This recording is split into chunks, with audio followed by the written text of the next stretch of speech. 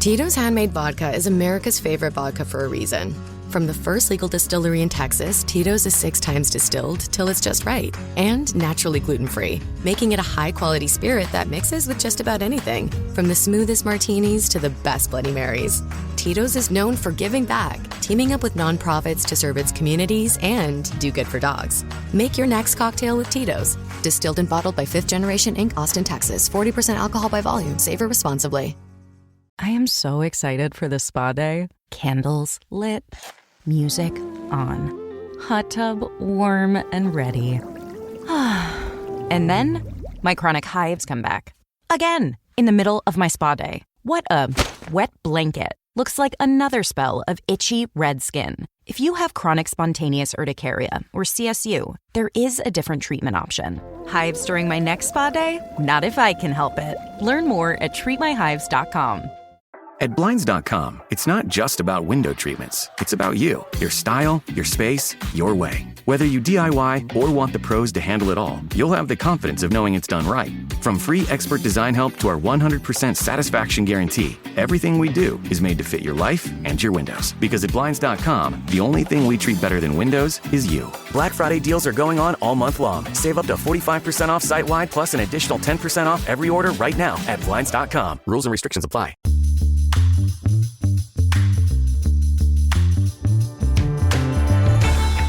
Hey everyone, welcome to this edition of Keep Watch Pass on the It's Not That Bad podcast channel.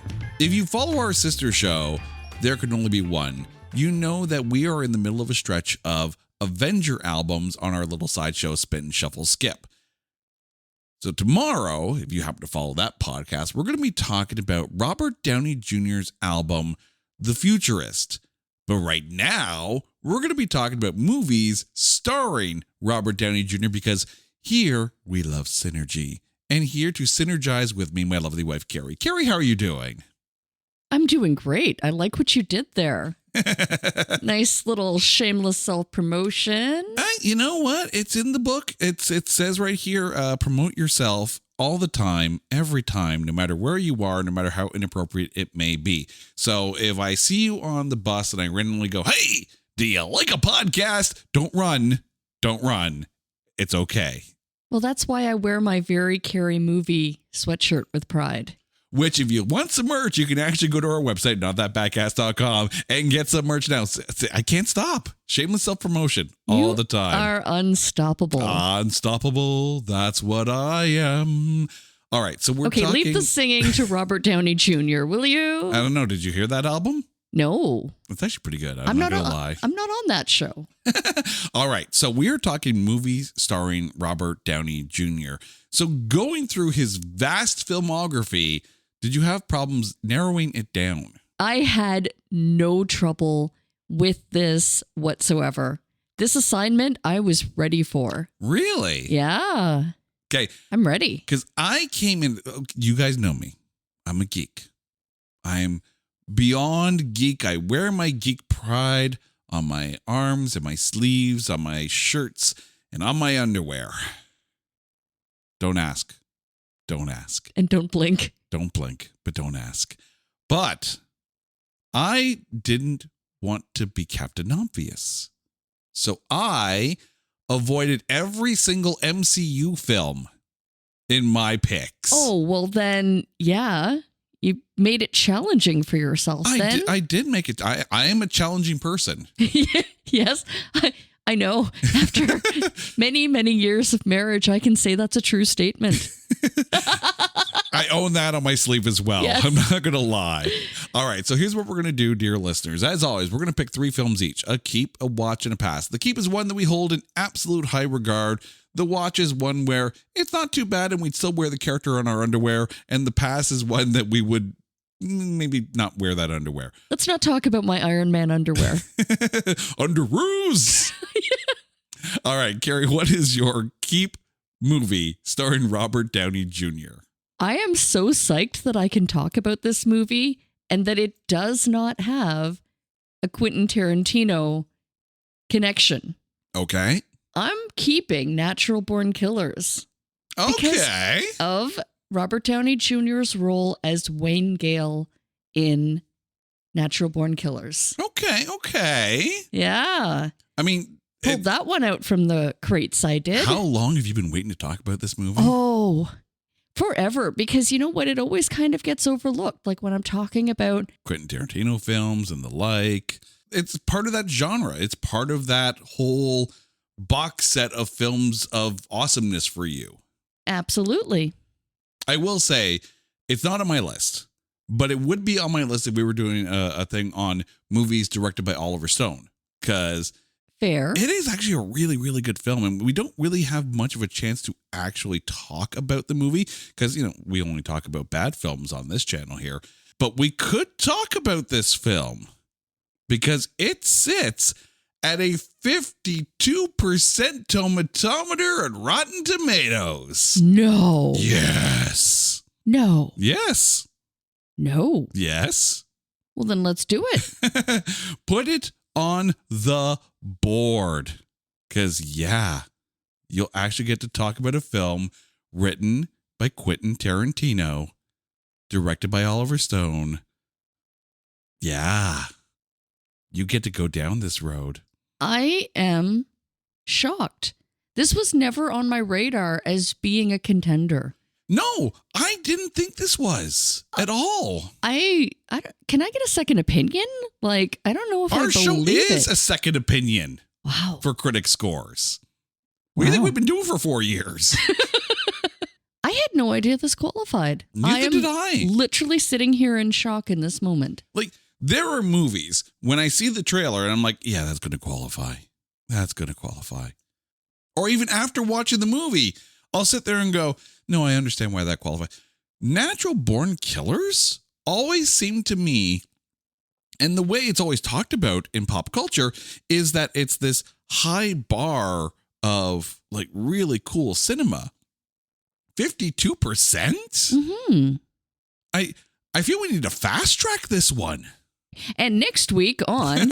No, well, not next week. It won't be this calendar year. No. This will be 2026, I swear to God, is becoming like the year of It's Not That Bad's revenge against critics as we line up all of our faves and get ready to talk about them. Because, yeah, that, like, there's no way that film should qualify.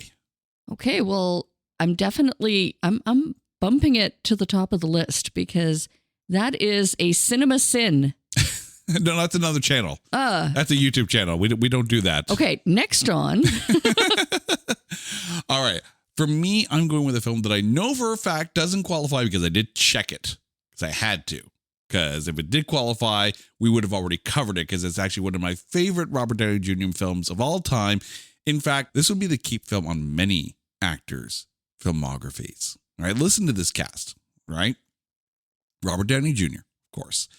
Sally Field, Kevin Kline, Elizabeth Shue, Whoopi Goldberg, Carrie Fisher, Kathy Najimy, Terry Hatcher, Gary Marshall, Kathy Moriarty. I'm talking Soap Dish. Yes. Like, I'm happy you mentioned that. I freaking love this film. Because I wanted to rave about it, but it didn't make my list. But again, it's a keep film. There's no question it's a keep film. Every actor on this film, it's one of my favorite films of their career. Like Elizabeth Shue, right? Elizabeth Shue. This is your favorite Elizabeth Shue movie? Yeah.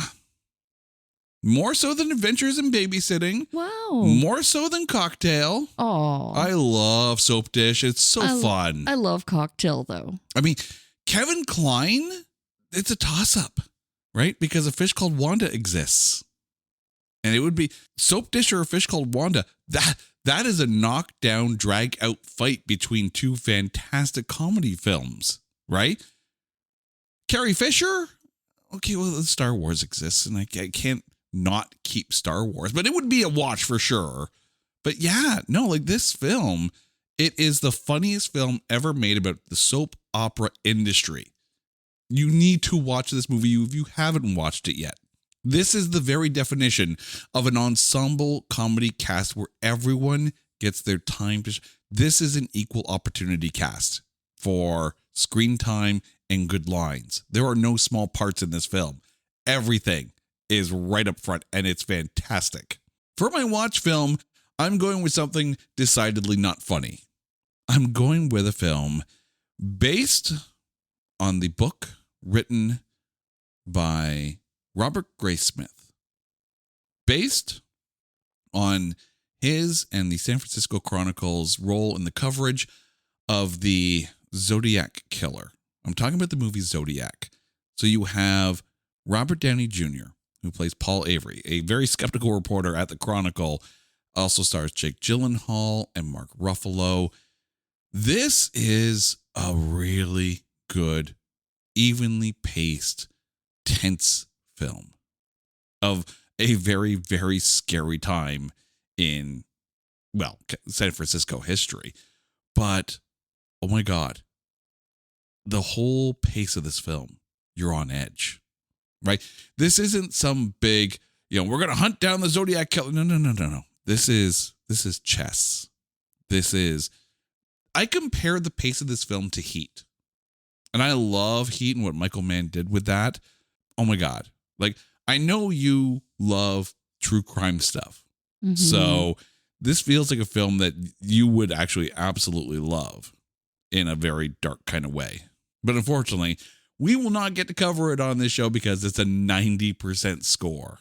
Well, that is just a perfect example of how good it is. Well, yeah. Yeah. Because, there's the thing. You take a film about a serial killer, and it can go a very different way. Like, you take a look at Summer of Sam, which, while it's not necessarily directly about the capture of the Son of Sam killer, it's more like the people in New York at the time who are trying to live their lives in that time. Or American Psycho. Well, American Psycho was more about a fictional character, right? But the thing with Summer of Sam is that it's set against the backdrop of a real life serial killer. Summer of Sam, however, actually qualifies at a 50% score, but I think more so because it takes that side view and glorifies that time a little bit in a weird kind of way. This is a much more nuanced look at a horrible time. Wasn't there a movie based on the murderer of John Lennon as well? Oh, there's been a few of them. Yeah. Yeah. One of them even starring Jared Leto. Yeah. I know you're not the biggest Jared Leto fan, but no, but that's the thing. Like, there are shocking moments in human history, and eventually a movie will be made about them. This is one of the good ones. When I'm prepping an upcoming episode on, say, Led Zeppelin's Physical Graffiti, I don't want to just hear that record. I want to feel it. And that's what the Andover Spin Duo delivers. It's a complete system. Turntable, plus the Spin Bass 2 speaker, real hi-fi components, not lo-fi junk. Just add your favorite album and the room comes alive. And the Spin Bass 2 is versatile. It works with your TV, CD player, or even Bluetooth streaming in and out. And yes, it comes with a remote. Already spinning? Well, step it up to the Spin Bass Max 2, or if you've got ears like mine from years of digging, the Andover One audiophile system is the high altar your records deserve. Pantheon listeners get 15% off at andoveraudio.com/Pantheon. That's andoveraudio.com/Pantheon. So whether it's Zeppelin, Joni, or Coltrane, your records deserve better. The Who's down in Who Newville were making their list, but some didn't know Walmart has the best brands for their gifts. What about toys? Do they have brands kids have been wanting all year? Yep, Barbie, Tony's, and Lego. Gifts that will make them all cheer. Do you mean they have all the brands I adore? They have Nintendo, Nespresso, Apple, and more. What about... So the Who answered questions from friends till they were blue. Each one listened and shouted, from Walmart? Who knew? Shop gifts from top brands for everyone on your list in the Walmart app. The holidays mean more travel, more shopping, more time online, and more personal info in more places that could expose you more to identity theft. But LifeLock monitors millions of data points per second. If your identity is stolen, our US-based restoration specialists will fix it, guaranteed, or your money back. Don't face drained accounts, fraudulent loans, or financial losses alone. Get more holiday fun and less holiday worry with LifeLock. Save up to 40% your first year. Visit lifelock.com/podcast. Terms apply. All right, over to you for your watch pick. Well, I did not follow your no Avengers, no MCU rule. Well, I didn't put a rule out there. I just wanted to challenge myself. Well, I didn't follow because I love Robert Downey Jr. as Tony Stark. Mm-hmm. I think Iron Man 2 was the perfectly played Tony Stark as the quintessential player. Yeah, just an example of too much wealth and too much power gone wrong. He's gone his party ways. Mm-hmm. Well, I mean, there is a storyline part of the Iron Man comic books where Tony falls into alcoholism and he's not able to cope with everything that he's dealing with. Like, there's a dark time for Tony Stark in the actual comic books. But that's exactly why I think the power of Iron Man 2 and the fact that Robert Downey Jr. with his past demons, right? It had to be challenging personally for him to play this role. It was almost kind of like history repeating itself or revisiting that dark time that he was able to work his way out of. Yeah. And that, for an actor, has to be a true challenge. This is the only person in existence who should have been playing Tony Stark because, let's be honest, given his life trajectory, Robert Downey Jr. is Tony Stark, right? And I recognize that initially casting him as Tony Stark in the MCU, what would become the MCU, was a bit of a big risk for Marvel to do because of his past and, you know, the troubles with drug usage and alcohol that he had. But it played out well. It played out perfectly. It was the perfect redemption role for him.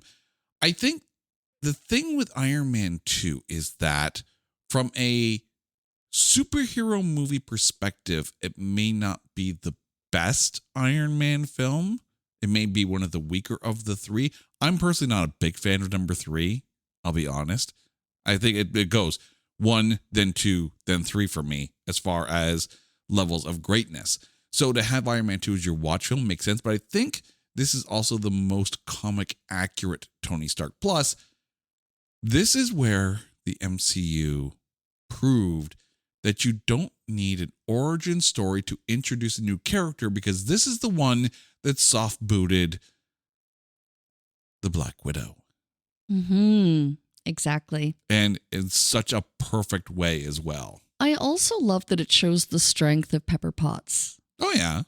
I mean, as an actress, Pepper Potts is, you know, as people joke around, it's like, you know, last phase 1 girl standing, right? But I mean, Jane Foster did come back eventually in Thor: Love and Thunder, but Pepper Potts has always been one of the stronger aspects of the Tony Stark story.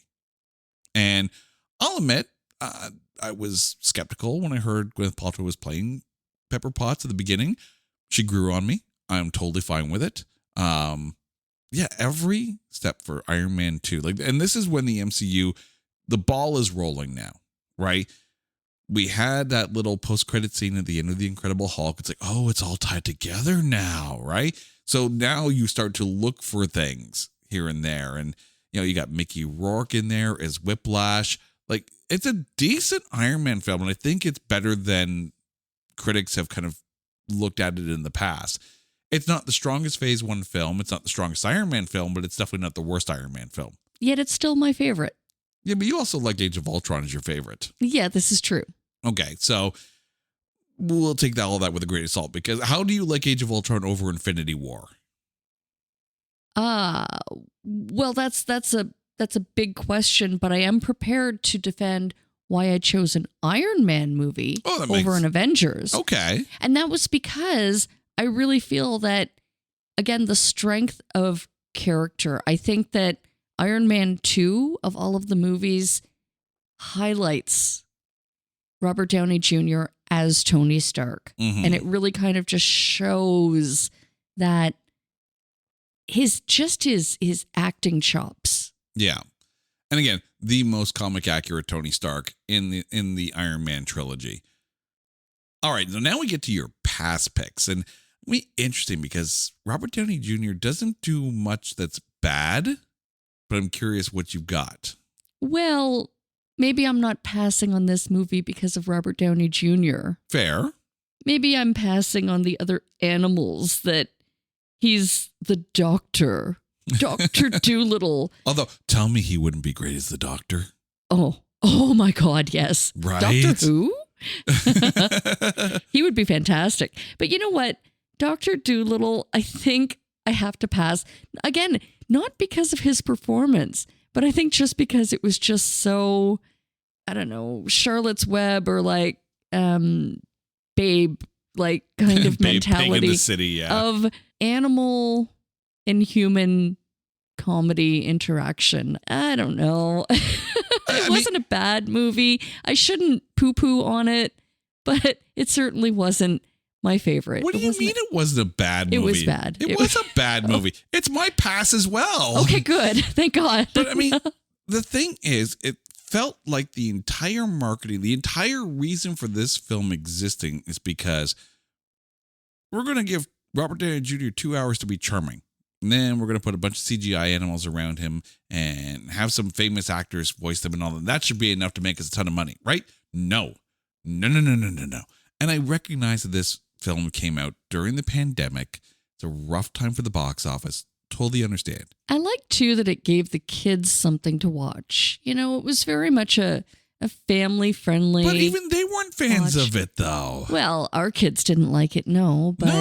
But there's the thing. It's like a film like this should be able to grab the child audience. But the problem is, maybe it's me, it felt like there was no story to this. It was like whimsy after talking animal after set piece, but nothing. About an hour and a half in, I'm like, what the hell is going on? Yeah, the story was lacking. And I think they were just relying on, I don't know, the cuteness factor of the talking animals. Well, I think they were also relying on just the charisma of Robert Downey Jr. But he played it well. And that's the thing. Of course he played it well. This is not a knock on his performance at all. No. He was the best part of the movie. Yes. Aside from that, But this, I'll say it, this is the perfect example of why Robert Downey Jr. could be the Doctor. To the same token as Fantastic Beasts and Where to Find Them is a perfect reason why Eddie Redmayne could be the Doctor, right? But that's not going to happen. You're not going to take an actor like Robert Downey Jr. who makes like $20 million a film and say, hey, do you want to come do some British television with us? I'd love it. It would be fantastic. It would be the greatest thing ever for the franchise, save for another David Tennant return or a Matt Smith return. But he would kill it. He would absolutely kill it. Okay, but he's a little busy right now being Dr. Doom. He's another doctor. He's a different doctor. He is a different doctor. I cannot wait to see how that is going to play out.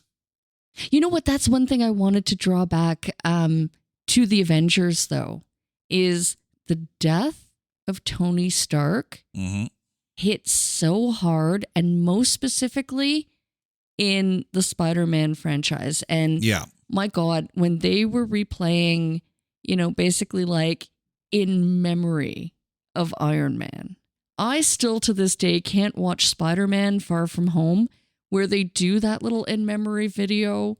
It gets dusty in the room every time I'm watching that scene. I can't get through that without the power of Robert Downey Jr.'s performance and what he brought to Tony Stark and what Tony Stark brought to Iron Man is the Avengers.